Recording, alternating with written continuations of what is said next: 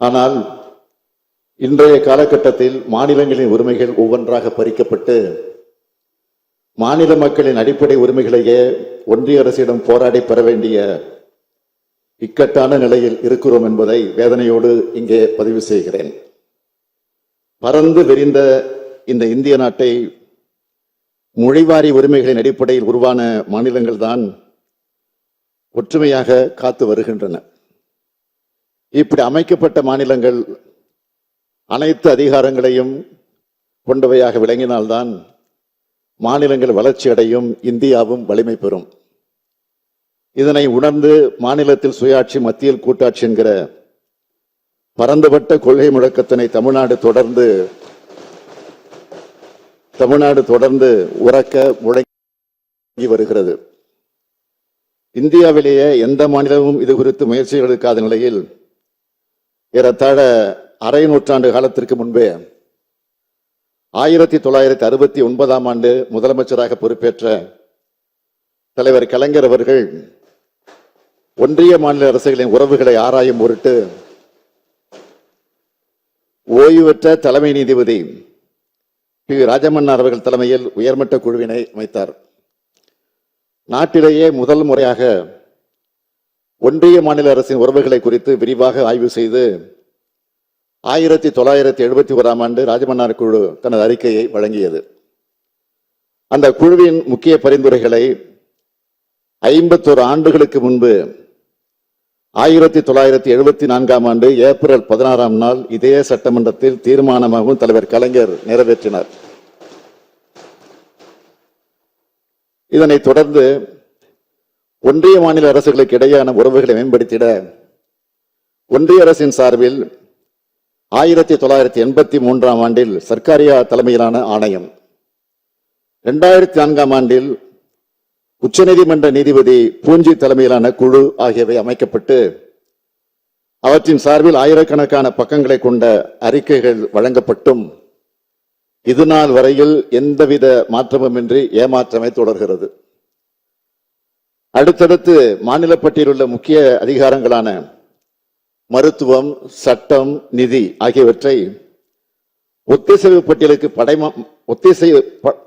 பட்டியலுக்கு மடைமாற்றம் செய்யும் பணிகளை விரைவாக இன்றைய ஒன்றிய அரசால் மேற்கொள்ளப்பட்டு வருகின்றன.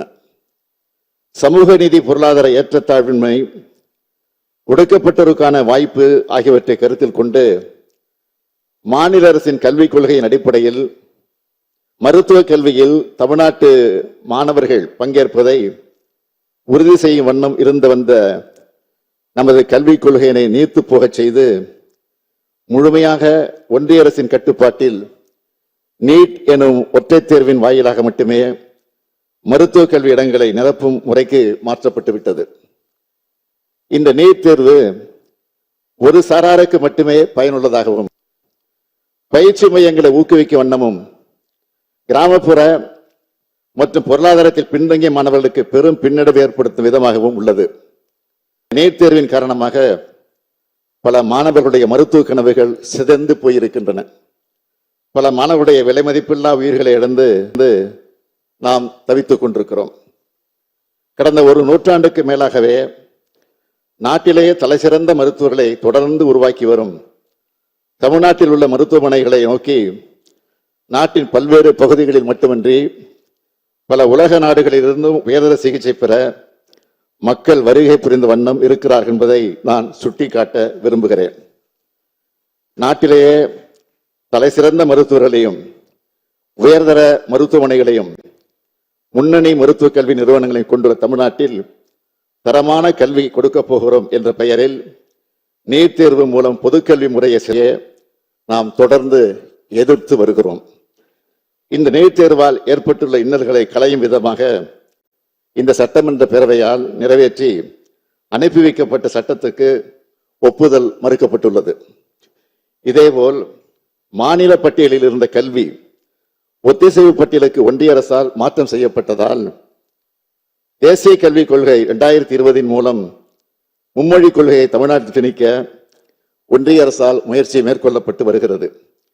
மும்மொழி கொள்கை என்ற போர்வையில் இந்தி மொழியை ஒன்றிய அரசு மறைமுகமாக தமிழ்நாட்டு மாணவர்கள் மீது திணிக்க முற்படுகிறது. கல்விக் கொள்கையில் தமிழ்நாட்டு மாணவர்களின் எதிர்கால நலனை மட்டுமே முதன்மையாக கருதும் திராவிட மாடல் அரசு தேசிய கல்விக் கொள்கை ஏற்காததால் சமக்கர சிக்ஷா அபியான் திட்டத்தின் மூலம் தமிழ்நாடு அரசுக்கு விடுவிக்க வேண்டிய சுமார் 2500 கோடி ரூபாயை விடுவிக்காமல் தமிழ்நாட்டு மாணவர்களின் நலனை வஞ்சித்து வருகிறது. இவ்வாறு தமிழ்நாடு, கேரளா மற்றும் மேற்கு வங்காள மாநிலங்களுக்கு இத்திட்டத்தின் கீழ் ஏற்கனவே ஒப்புதல் கொடுக்கப்பட்ட நிதியை வழங்காதது குறித்து நாடாளுமன்ற நிலைக்குழுவே தனது கடுமையான கண்டனங்களை ஒன்றிய அரசுக்கு தெரிவித்துள்ளது என்பதை இந்த மாமன்றத்திற்கு சுட்டிக்காட்ட விரும்புகிறேன்.